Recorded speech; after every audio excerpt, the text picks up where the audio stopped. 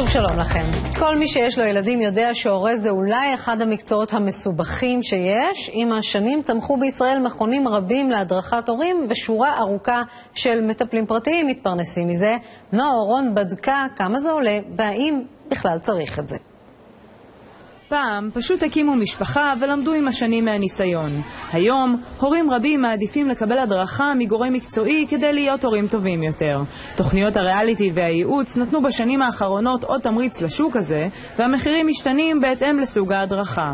זה תהליך שהוא איננו טיפולי, זה תהליך חינוכי הדרכתי. לתת להורים כלים לטיפול בחיי השגרה, כמו למשל איך להציב גבולות לילדים, האם להתערב בשיעורי הבית, איך לגמול ילדים קטנים מחיתולים או מוצץ, איך לעשות סדר יום. הגישות להדרכת הורים הן שונות. כל מוסד או מטפל מגיע מאסכולה אחרת ומשתמש בשיטה שונה. בין השאר ניתן ללמוד איך לתגמל ולהעניש ילדים, כיצד להפוך אותם לעצמאיים, איך להתמודד עם כעסים וכיצד לקבוע גבולות. סדנאות קבוצתיות להורים לא כוללות רק הרצאות, אלא גם תרגולים מעשיים, משחקי תפקידים וסימולציות. במכון אדלר מציעים קורסים להורים צעירים ולמתבגרים במחיר של 2,000 שקלים לזוג ל-20 מפגשים של שעה. בחברת תות תקשורת ותוצאות מציעים סדנה קבוצתית של 14 מפגשים של שעתיים במחיר של 1,500 שקלים לזוג.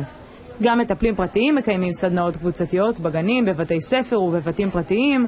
המטפלת מיכל שביב למשל מציעה סדנה כזו הכוללת 10 מפגשים במחיר של 1,000 שקלים לזוג. הסדנה הארוכה לא נותנת מענה למשהו קונקרטי, היא נותנת תשתית להורים להתמודד עם כל דבר קונקרטי שיצוץ אי פעם בתהליך הגידול של הילדים. המטפלים המשפחתיים מקיימים גם פגישות אישיות עם משפחות או זוגות הורים והמחיר בהתאם. אם פגישה בקבוצה מסתכמת בכ100 שקלים לזוג, מפגש פרטי יעלה בין 250 ל-350 שקלים אצל מטפל עצמאי או 600 שקלים לפגישה פרטית בתות. את מקצוע ההורות אפשר גם ללמוד בחינם, בעזרת פורומים ומדריכי ההורות באינטרנט. בחלק מהקניונים בארץ מתקיימות הדרכות בחינם, כך למשל בקניון ויצמן סיטי בתל אביב, שם מתקיימות סדנאות להורים לגיל הרך מדי שבוע.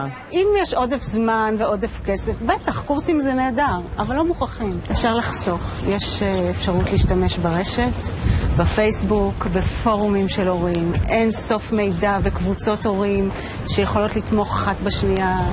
והעצות של החברות זה תמיד הדבר הכי טוב. כדי להיות הורה לא צריך תעודה או רישיון, אבל קצת עזרה מבחוץ יכולה רק לעזור. עם זאת, ההוצאה הכספית לא מבוטלת. כמו כל דבר בחיים, הכל עניין של סדר עדיפויות. קניתם דירה